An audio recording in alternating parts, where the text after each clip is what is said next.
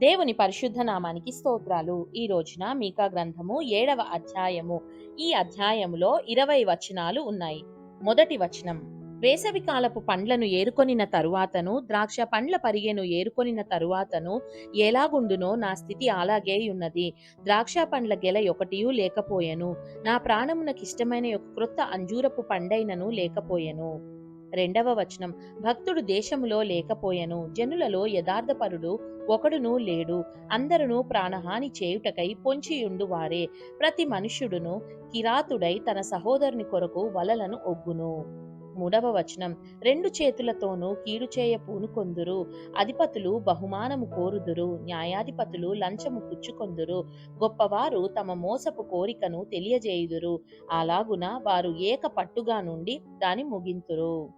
నాలుగవ వచనం: వారిలో మంచివారు ముండ్ల చెట్టు వంటి వారు, వారిలో యథార్థవంతులు ముండ్ల కంచె కంటెను ముండ్లుగా నుందురు.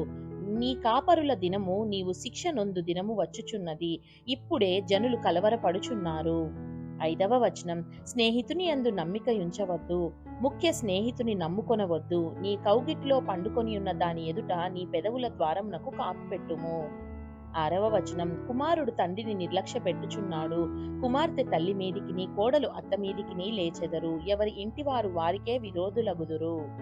ఏడవ వచనం: అయినను యెహోవా కొరకు నేను ఎదురు చూచెదను, రక్షణకర్తయగు నా దేవుని కొరకు నేను కనిపెట్టియుందును, నా దేవుడు నా ప్రార్థన ఆలకించును.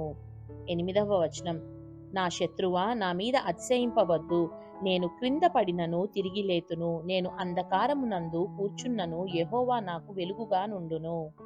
తొమ్మిదవ వచనం: నేను యెహోవా దృష్టికి పాపము చేసి తిని గనుక ఆయన నా పక్షంన వ్యాజ్యమాడి నా పక్షంన న్యాయము తీర్చు వరకు నేను ఆయన కోపాగ్నిని సహింతును, ఆయన నన్ను వెలుగులోనికి రప్పించును, ఆయన నీతిని నేను చూచెదను.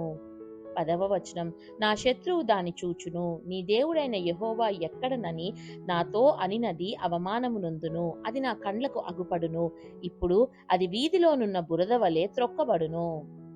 11వ వచనం: నీ గోడలు మరలా కట్టించు దినము వచ్చుచున్నది, అప్పుడు నీ సరిహద్దు విశాలపరచబడును.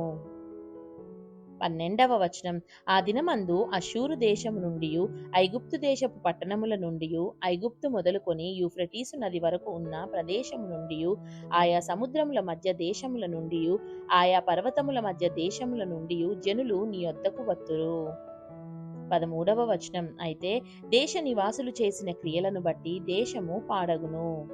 14వ వచనం: నీ చేతికర్ర తీసుకొని నీ జనులను కర్మేలునకు చేరిన అడవిలో ప్రత్యేకముగా నివసించు నీ స్వాస్థ్యపు వారిని మేపుము, బాషానులోను గిలాదులోను వారు పూర్వకాలమున మేసినట్టు మేయుదురు. 15వ వచనం: ఐగుప్తు దేశములో నుండి నీవు వచ్చినప్పుడు జరిగినట్టుగా నేను జనులకు అద్భుతములను కనుపరుతును.